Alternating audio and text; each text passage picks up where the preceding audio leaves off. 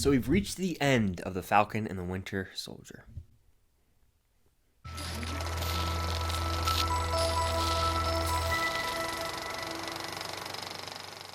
What's going on, guys? I'm Chris, and welcome back to another video, the last of the Falcon and Winter Soldier reviews.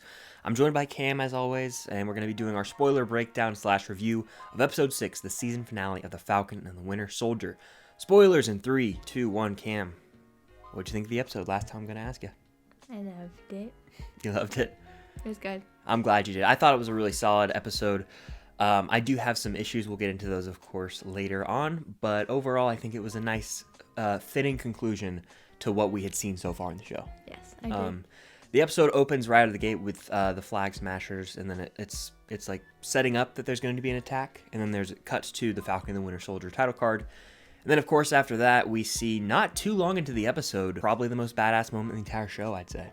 We see Sam Wilson donning the new Captain America suit, as we all predicted. How sick is that thing? It looks really, really good. I think it might be one of, if not the most comic accurate suits in the MCU. Honestly, right? I think so. Yeah, it's so sick. I literally I want to get that Funko Pop. We were talking about how it's going to be such a hot commodity when that comes out. I'm sure they'll release that officially, like, coming soon. Probably, like, within the next few days. This weekend, I'd bet. It's going to be so cool. I'm going to have it on display in my background. I don't care. I absolutely love that thing. And then we see him throw down, and he embraces that role of Captain America, which is what a lot of us were predicting. I love the line he says. He's like, I'm Captain America, you know? He embraces that. So great.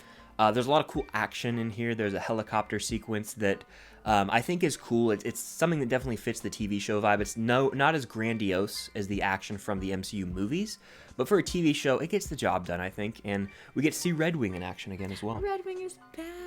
Yeah. Red Wing got an upgrade. And with regard to Bucky, I don't want to say he's sidelined in this episode, but we don't see him in the forefront as much as, you might have liked. So we filmed our entire review. I was editing it. Cam had already left, and she had to turn around because the audio didn't record. So it doesn't record this time. We just won't have a review. But I think where we left off was Bucky's kind of sidelined in this episode a little bit. Yeah, but it's okay though, because like at the end of the day, the episode's way more about Sam. Yeah. And like Sam and Isaiah and all that stuff. So like it's okay. I do wish we got a bit more of Bucky and Yori. In a way, the way that ended was more realistic, which I mean, it's sadder than Yori forgiving him and having it be like a happy ending, but it's more realistic because Bucky's like, your son was murdered by the Winter Soldier. Yeah. And that was me, which was also really good acting. From Sebastian. We just see him happy to see that Yori has closure. When it comes to my issues with the episode, I will say the John Walker kind of coming back and having an attempt at redemption kind of was an issue for me because, in episode 4, he brutally kills someone, and this is recorded, so that's all for the whole entire world to see. He gets dismissed by the government, and then he comes back, and it's just like we're supposed to be on board with this guy. Everyone's kind of gung-ho with it. It irked me a little bit, and I wish that we got to see the repercussions of his actions at the end of episode 4, as well as Sam becoming Captain America so quickly after. I wish that we got to see the world, whether that's through interviews in a news clip or whatever. It could be a minute-long little scene.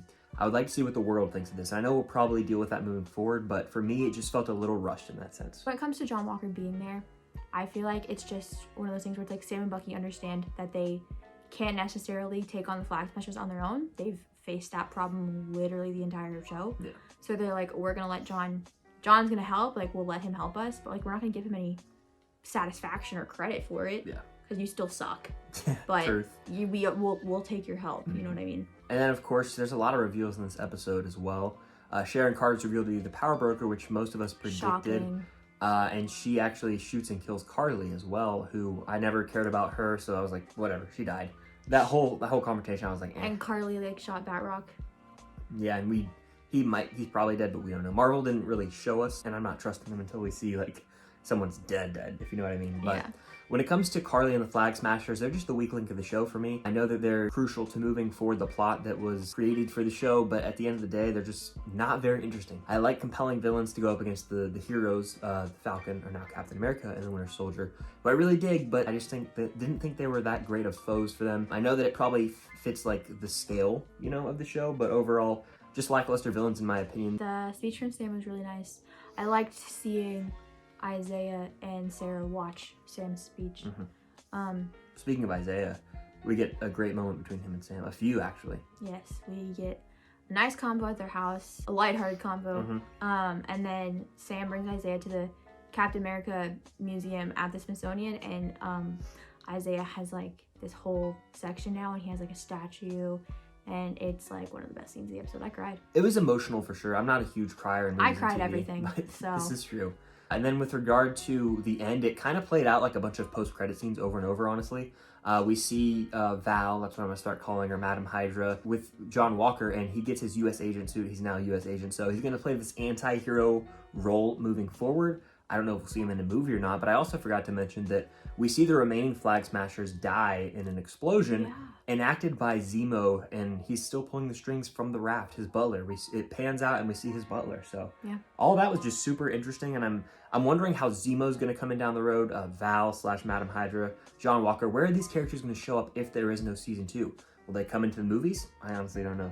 I hope there's a season 2 or a movie. I do too. I think that it would work either way.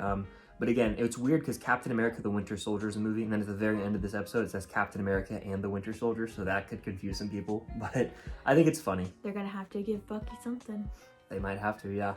And then I wanted to mention as well, there's a post-credits scene with Sharon Carter, and she's kind of pardoned from the government, and she now has access to government technology, possibly. She's on the phone with someone. Could that lead into a future season 2? Or even maybe a movie? Couldn't that also lead into Armor War? Perhaps. Her role, I'm unsure of at this moment.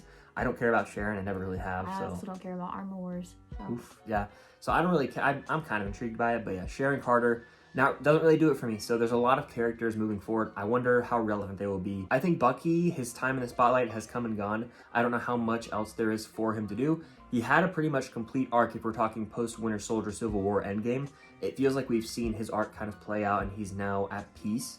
I don't know how much further they want to delve into it. I would like to see the White Wolf Wakandan storyline, but I don't know if they'll do it or not. You just love hurting me, don't you? I think Captain America is too big of a property to not have another movie, so I think they'll announce another Captain America movie with Sam Wilson, and Bucky will be in that, of course, and I think... But here's the thing, I love Captain America. Of course, I'm not stupid. Captain America will always be bigger than Bucky Barnes. I'm not naive. Like, I know that. But the show did a really good job of making Bucky his own character and getting him out of the role as Captain America's sidekick. I don't know how well the movies are going to do with that. I don't want him to fall back into being Captain America's sidekick, no matter who Captain America is. I love Sam and Bucky together. I love them so much, but I don't want him to just be another Captain America's sidekick. He can be a side character, like a secondary character, but not a he doesn't have to be a sidekick. And if he falls back into being the sidekick again, I'll be very upset. Only time will tell. And then the episode actually closes in Louisiana as Bucky's finally happy. He's at peace. He's playing with Sam's nephews, and Sam's taking some pictures, right? Like, yeah, and it's it reminded me of the scene in the first Avenger where Steve is taking pictures with people on his little tour. Bucky's all happy. He isn't wearing gloves, which is small but important, because like that's kind of a thing that they pointed out a lot in the show, is that he's always wearing gloves, and then he takes his glove off in front of Yori because he's always so ashamed of his arm, and then he's not wearing gloves anymore. Yeah, and there's a nice little shot of Sam and Bucky. They have a nice moment together, and then it kind of blurs out into darkness, and then that's the end of the episode. That could be the end of the Falcon Winter Soldier forever. I think they could set up the Thunderbolts moving forward. I'm not really sure, though. There's a lot of possibilities here. Again, I think this was a really solid conclusion to the show based on what we've seen so far. Overall, a solid show. I still prefer Marvel movies, obviously. I think that Marvel's still finding their footing in TV. But moving forward, I'm excited to see more movies on the big screen and more TV shows, because they got a ton of projects lined up. So they'll find their footing eventually, and I'm not dissing it by any means. I did enjoy it more than WandaVision. They keep getting better and better and better. Yeah. So I'm looking forward to Loki. Definitely. So definitely hit the like button. Comment your thoughts on the episode and the show down below. Do you prefer WandaVision or the Falcon Winter Soldier? Let's play the comparison game. But if you haven't already, definitely consider subscribing. It would mean the world. Hit the notification bell so you don't miss out on any future videos. Head over to Cam's channel. It's all linked down below, all of her social medias. And that's going to do it for the coverage of the Falcon and Winter Soldier, at least the episode reviews. I'll have 2 more videos out, one possibly with Cam, so stay tuned for that. Until next time, see you guys later.